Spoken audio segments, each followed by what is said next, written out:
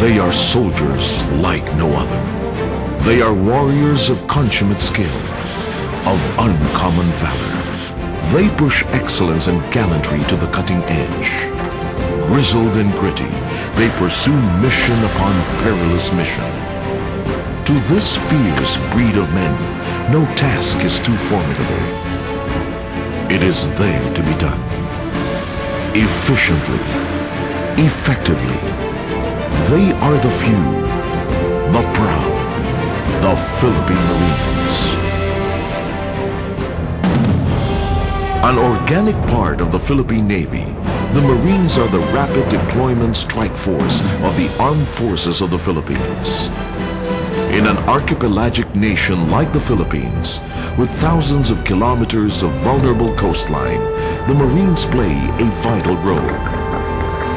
No force is better poised to assault the enemy, be they insurgents, terrorists, invaders, or criminal bands who seek refuge in the nation's remote islands. The Marines' primary mission is to strike deliberately and decisively in amphibious assault operations. Alongside this, the Marines provide security on naval bases and stations, as well as other government installations. Their fighting prowess, unflinching loyalty, and operational effectiveness are such that the safety of key Philippine officials and foreign dignitaries are often placed in the hands of the Philippine Marines. A high level of public trust also makes the Marines a natural choice to perform a variety of tasks. From safeguarding democratic processes to saving endangered lives in times of calamity. From its inception, the Marines were conceived as a highly mobile and lightning-fast strike force.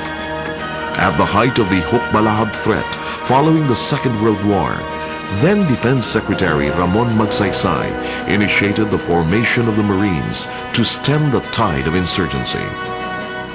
AFP General Order Number 319, issued on November 2, 1950, paved the way for the organization of the Philippine Marine A Company. With a corps of volunteers seasoned by the war and led by Lieutenant Manuel Gomez of the Philippine Navy, the 1st Philippine Marine Company launched its first amphibious assault on April 19, 1951 at Umiray, Quezon. After 2 months, the elite fighting force got its baptism of fire in its first major encounter in Nueva Ecija. A few years later, the Marines successfully hunted down the slippery Muslim rebel Haji Kamlon in the Sulu Sea frontier. From then on, there was no stopping the Marines. With each passing decade, they waged campaign after critical campaign to help turn the tide against the Hooks, the New People's Army, and various factions of Muslim secessionists, and to neutralize heavily armed bands of terrorists. As the Marines expanded their functions, developed their unmatched brand of warfare, nurtured their unique culture, and earned the nation's confidence through the years, the company grew into a battalion and subsequently into a brigade and into what is now known as the Philippine Marine Corps. To a large extent, the present-day Marines remain true to their initial calling, a lean and mean strike force on constant alert, one with a proud tradition that rings loud and clear across the Corps.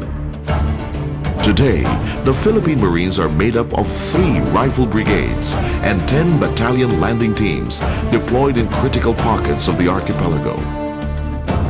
The Marine Battalion landing teams comprise the primary operating forces of each brigade.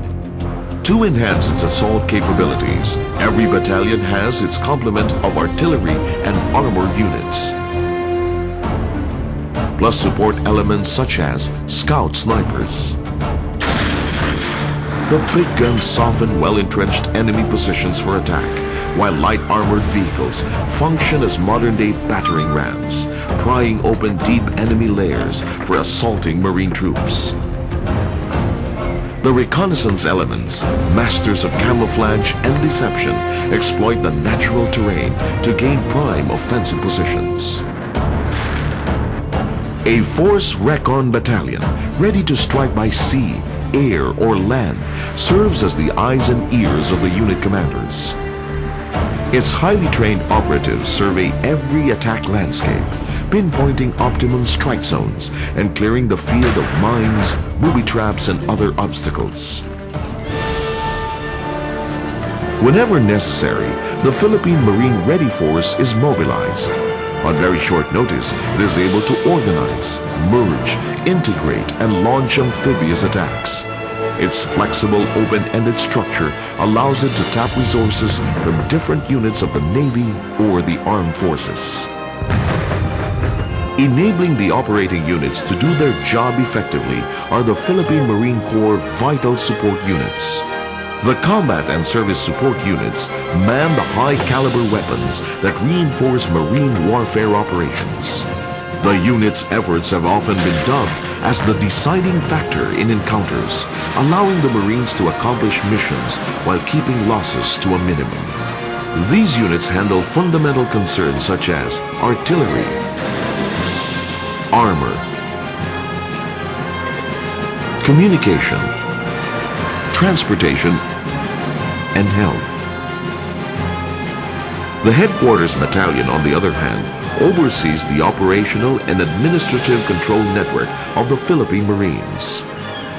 This includes the military police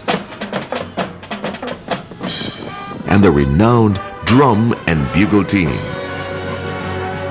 On another front, the Marine Security and Escort Group provides protection to naval installations, local and foreign dignitaries, and select national shrines and facilities. To complement the regular Marine forces, a reservist group consisting of 1 brigade of 2 battalions has been trained for combat and non-combat duty, should the need arise for their services. Compared to the rest of the armed forces, the Philippine Marine Corps is a small fighting unit. Yet, in times and places where the odds appear formidable, even insurmountable, the Marines are first in line to be called. The reliability of the Marines is due in large measure to the compactness of its organization. This has bred a unique culture that emphasizes rigorous training, discipline, and brotherhood. Imparting that culture begins here at the Marine Training Camp.